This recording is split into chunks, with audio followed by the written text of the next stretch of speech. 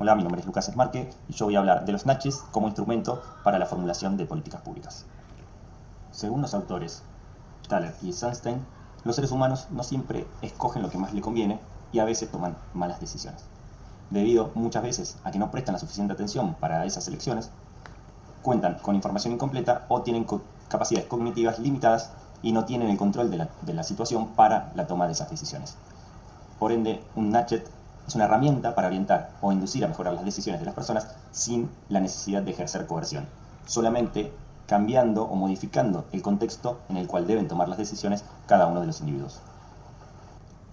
El origen de este concepto se dio en el año 2009, en donde se publicó el libro que dio origen a esta corriente de pensamiento. Este libro era Nudge: Improving Decisions About Health, Wealth and Happiness, de Thaler y Sunstein. Este libro describe intervenciones públicas basadas en estos nudges, estos empujoncitos, intervenciones que buscan modificar la arquitectura de las decisiones, intentando cambiar el comportamiento de las personas, orientándolas hacia una dirección concreta, pero sin prohibir las opciones. El objetivo es poner los hallazgos de las ciencias del comportamiento al servicio del sector público. El objetivo de los nudges es influir en el comportamiento de las personas, particularmente en las decisiones de las personas, cambiando el contexto en el que tienen que tomar esas decisiones y con la finalidad de que tengan vidas más saludables, mejores o más largas también, sin influir en la libertad de esas elecciones. En el marco de las políticas públicas, un nudge implica utilizar el conocimiento derivado de la neurociencia y la psicología en los procesos de selección vinculados generalmente a las cuestiones económicas de cada individuo para incentivar o desincentivar algunas elecciones que puedan afectar a los individuos en general y por ende también a la población. Existen 4 mecanismos para poder influir en las decisiones de las personas. El primero es cambiar la posición inicial de las personas que deciden no actuar en algunas decisiones o contextos de decisiones políticas. El mejor ejemplo de esto es la donación de órganos. Se obtienen muchos mejores resultados en la donación de órganos si se les propone a las personas elegir no ser donante en vez de elegir ser donante. El segundo mecanismo es manipular la forma en que se da la información del contexto para la toma de decisiones. El ejemplo más claro también es poner a la vista o en las alturas principales, a la altura de la vista de los ojos, a los alimentos más saludables y poner en estantes más bajos o más altos los alimentos que son menos saludables. El tercer mecanismo es regular el momento en el que se tiene que tomar la decisión. Por ejemplo, se puede evaluar la toma de un crédito y dar un plazo para la selección del momento en que se quiere adoptar ese crédito, siendo que puede ser más ventajoso para el individuo que deba tomar ese crédito hacerlo en un momento o hacerlo en otro. El cuarto mecanismo para influir en las decisiones de las personas es el establecimiento de subsidios o impuestos para ciertos productos. Se establecen subsidios para productos o servicios que puedan ser ventajosos para la sociedad o para las personas y se establecen impuestos para productos que puedan llegar a ser nocivos. Si bien este mecanismo no es aceptado por Thaler y Sunstein, que son los creadores del concepto de nudge, Legrand y New sí establecen que la elección no deja de ser libre, por más que se pueda llegar a pensar que un impuesto demasiado alto puede afectar a la no compra o no adquisición de un bien o servicio. Para diseñar los nudges es importante tener en cuenta 2 principios básicos. Primero, el paternalismo libertario, en el que quien diseña ese nudge debe solamente influir en el comportamiento solamente para mejorar la calidad de vida de la gente a juicio propio de quien lo diseña.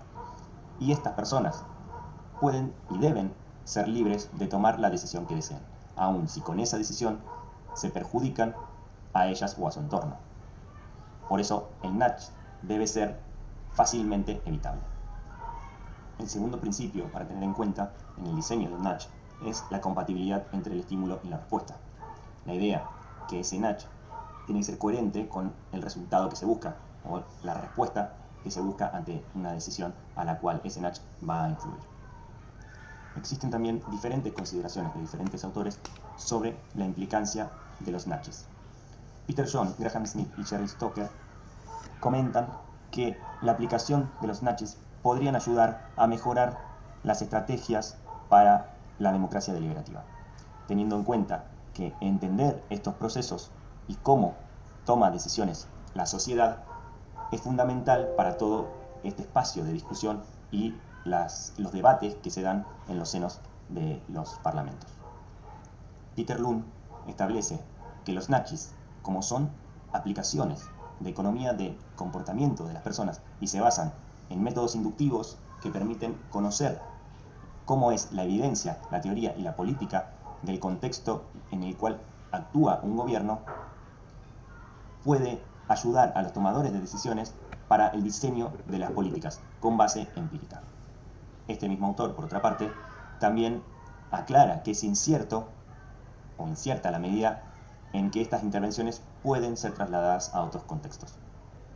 Peter John establece que estos nachis pueden ser instrumentos que ayuden a complementar y mejorar los instrumentos tradicionales de las políticas. No establecen incentivos, sino que informarían la manera en cómo están estructurados y cómo hacer más efectivos esos incentivos. Kosters y Van der Eycken comentan que los costos de los nachis no son altos y con este tipo de iniciativas se puede llegar a reducir y achicar aún el aparato estatal, ya que no se tiene que actuar en base a la coerción. Por otro lado, también comentan que estos procesos de selección, de influencia en la selección de las decisiones de las personas, podrían llegar a tener efectos no solo a corto plazo, como por ejemplo utilizar un casco para andar en bicicleta, sino que también podrían llegar a tener consecuencias a largo plazo y mejorar condiciones mucho más favorables para la sociedad, como dejar de fumar o inscribirse en un gimnasio y mejorar la salud de las personas. Jacobsen y Serritzlew establecen también que algunas estrategias se pueden utilizar también para generar un mayor conocimiento para una futura toma de decisiones. Estos autores generaron folletos indicando a los padres sobre las condiciones de lectura de los hijos. Por ende, después, con estos folletos generaron un mayor conocimiento de las capacidades de lectura de sus hijos y ayudaban a reforzarlas y desarrollarlas.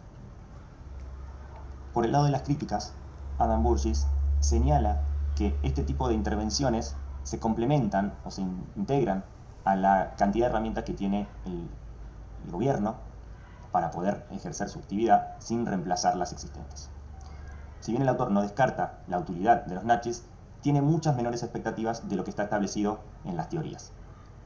El autor dice que se debe tomar con cautela el alcance y las restricciones de estas herramientas, ya que no se cuenta con gran cantidad de información sobre el efecto que provocan.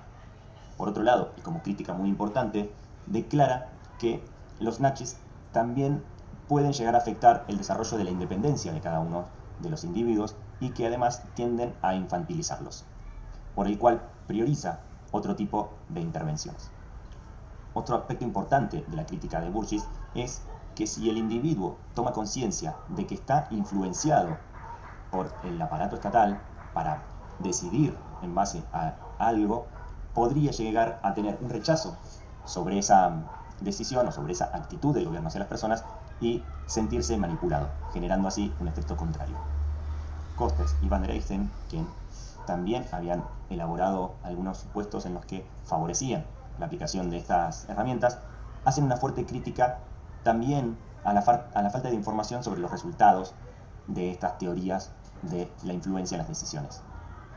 Otra fuerte crítica a este sistema, a esta herramienta, es de Legrand y New, quienes dicen que no es una influencia en la mejora de la calidad de las decisiones, sino que es una manipulación. Por otra parte, Molls, Aslam, Jetten y Stephens dicen desde la psicología social que los efectos de los nachis van a estar limitados, debido a que no buscan internalizar la información para las personas, sino que influir en el comportamiento, no dejando que el individuo realmente reflexione en esa toma de decisiones. Estos autores lo que dicen es que si el individuo no internaliza el perjuicio o el beneficio que le puede llegar a traer tal o cual decisión, no se pueden llegar a transformar las identidades sociales ni los hábitos, y que entonces podrían llegar a tener un efecto contrario o una resistencia a esas intervenciones, generando un mayor costo para una nueva intervención que intente manipular esas decisiones. Otra de las fuertes críticas a los nachis la establecen Lodge y Wehrich, diciendo que hay una importante contradicción en el supuesto de que todos los seres humanos tienen racionalidad limitada, pero quien diseña el Natch tiene una racionalidad perfecta. Por ende, establece que a raíz de esta situación y de esta contradicción, se generan 4 consecuencias. El primero es que haya un error en la clasificación de los temas que puedan llegar a ser incluidos en este tipo de intervenciones. Como segunda consecuencia, una reacción contraria a la esperada. En tercer lugar, generar decepción por un abuso en este tipo de intervenciones. Y en cuarto lugar, generar problemas a largo plazo, ya que como solo se manipula un comportamiento, no se resuelve el problema de fondo e incluso puede agravarse. Otra crítica la establece Adam más que nada desde el lado de la ética del gobierno. Dice que en países donde las normas de transparencia aplican solamente en niveles generales, el gobierno podría llegar a tener posibilidades de sobrepasar los límites de su autoridad. Por su parte, Selinger y White dice que los snatch tienen limitaciones para resolver problemas complejos en la política. Dicen que puede llegar a ser útil en un sistema donde se conoce la relación entre el objetivo y el medio para lograrlo, pero que pueden presentar problemas mayores al tratar de resolver problemas complejos en donde están involucrados la cultura organizacional y las capacidades. Se muestra un cuadro resumen de diferentes modelos de aplicaciones y de diferentes snatches en distintas partes del mundo. El primero es el efecto del folleto que ya había comentado en otra diapositiva, en los que los padres le informan las habilidades sobre lectura de sus hijos. Y como evidencia, se llega a la conclusión que en una de 3 mediciones, el 39% del grupo de tratamiento respondió correctamente todas las preguntas versus el 28% del grupo de control. Esto también fue realizado a un costo muy bajo por participante. Otra aplicación fue el consumo de alimentos saludables en los comedores de las secundarias de Nueva York. La búsqueda del resultado era generar un incremento en el consumo de alimentos saludables y se pudo ver en un incremento del consumo de vegetales de un 35,8% en el grupo de control y 44% en el grupo de tratamiento. Por otro lado, la introducción de la advertencia en las cajas de cigarrillos, que después vamos a ver otro resumen de esa intervención en Uruguay, estableció que el 14% de las personas estaban menos motivados a comprar cigarrillos, el 17,9% más motivado a dejar de fumar y el 10,3% dijo que fumaba un poco menos.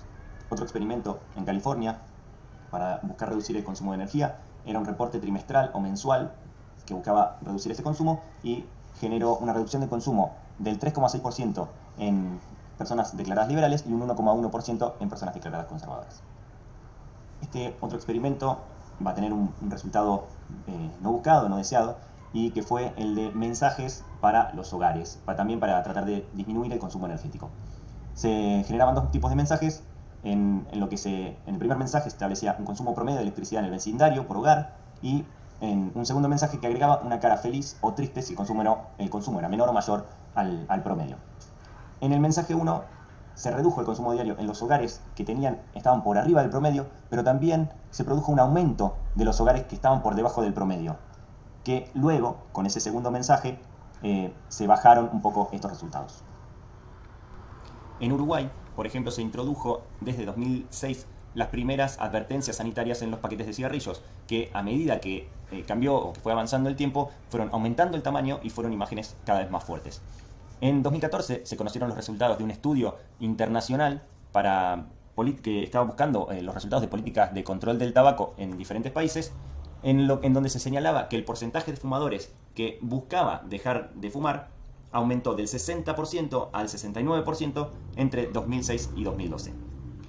Una nueva etiqueta aumentó a la cantidad de fumadores que eran conscientes de que el cigarrillo llevaba a accidentes cerebrovasculares, la prohibición de múltiples presentaciones de marcas, eliminando submarcas con diferentes colores y diseños, redujo del 29% al 15% el porcentaje de fumadores que cree que los cigarrillos light o suaves son menos dañinos que los normales. Y por último, el doctor Eduardo Bianco, un cardiólogo y presidente del Centro de Investigaciones para la Epidemia del Tabaquismo en Uruguay, llegó a la conclusión de que este tipo de intervenciones generaron una caída en el consumo del tabaco por parte de hombres del 39 al 27% del total de las personas y por parte de las mujeres del 28 al 19%.